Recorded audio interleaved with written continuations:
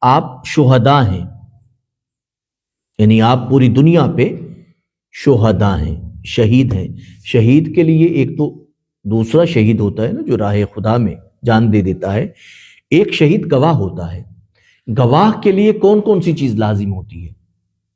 عاقل ہو لازم ہے، بالغ ہو لازم ہے، اور جھوٹا نہ ہو لازم ہے، عادل ہو لازم ہے۔ اور اگر مسلمانوں کے ہاں گواہی دینا ہے تو لازم معاملات کچھ ایسے ہیں اگر تو بحیثیت مسلمان کے اسے گواہی دینا ہوگی۔ تو یعنی شہداء میں یہ ساری چیزیں ہونی چاہیے، یعنی عاقل بھی ہوں، بالغ بھی ہوں، عادل بھی ہوں، یہ چیزیں لازم ہیں۔ عادل ہونا گواہی کے لیے کتنا ضروری ہے؟ قرآن مجید یہ بھی فرماتا ہے نا کہ امت جو ہے وہ پورے عالم انسانیت پہ شہداء ہے، گواہ ہے۔ اس کا مطلب کیا ہے کہ عدالت سے ہی تو شہید بنے گا، وہ گواہ تو اسی وقت بنے گا جب وہ عادل ہوگا۔ اگر وہ عادل نہیں ہے تو اس میں شہادت جو ہوتی ہے انسانیت پہ جو امت کرتی رہی، آپ سوچئے کہ جب امت اگرچہ کوئی تاریخ اچھی بھی ہے، تاریخ غلط بھی ہے، یہ نہیں ہے، لیکن یہ ہے کہ امت جب تک عروج پہ رہی اور اقتدار میں رہی، کم از کم اس کی زندگی میں سود نہیں تھا۔ یعنی آپ غور کریں کہ سود کا جو نظام ہے وہ نہیں تھا، امت میں نہیں تھا۔ اجتماعی اعتبار سے سود کسی ریاست کا حصہ نہیں تھا۔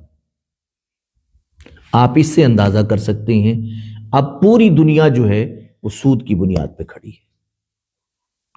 اگر ہم شہداء ہیں تو ہمیں عادل ہونا ضروری ہے۔ جب ہم میں عدل آئے گا تو ہم شہادت کے درجے پر، یعنی مقصد یہ ہے گواہی کے درجے پر۔ گواہی کیا ہوگی؟ آپ سوچیں بھئی گواہی کیا ہے؟ دنیا میں ہونے والے غلط کام کے بارے میں امت کی ذمہ داری ہے کہ وہ اس چیز کو دیکھے کہ بھئی ظلم تو نہیں ہو رہا، زیادتی تو نہیں ہو رہی، کسی کی انسانی حقوق کے حوالے سے کہیں انسانی حقوق تو پامال نہیں ہو رہے، تو یہ امت نے دیکھنا تھا۔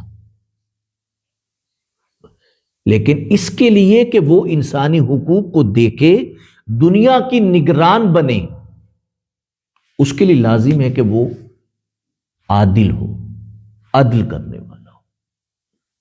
جب عدل ہوتا ہے تو وہ قوم جو ہے، مسلمان جو ہے، پھر وہ شہادت دیتی ہے، گواہی دیتی ہے، نگرانی کرتی ہے۔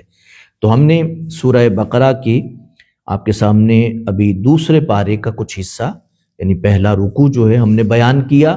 ہم چاہتے ہیں کہ ہم نگران ہوں، ہمیں عروج نصیب ہو، تو ہمیں انفرادی طور پر بھی اور اجتماعی طور پر بھی ہمیں عدل کرنا پڑے گا۔ اس کے سوا عروج کا کوئی راستہ نہیں ہے۔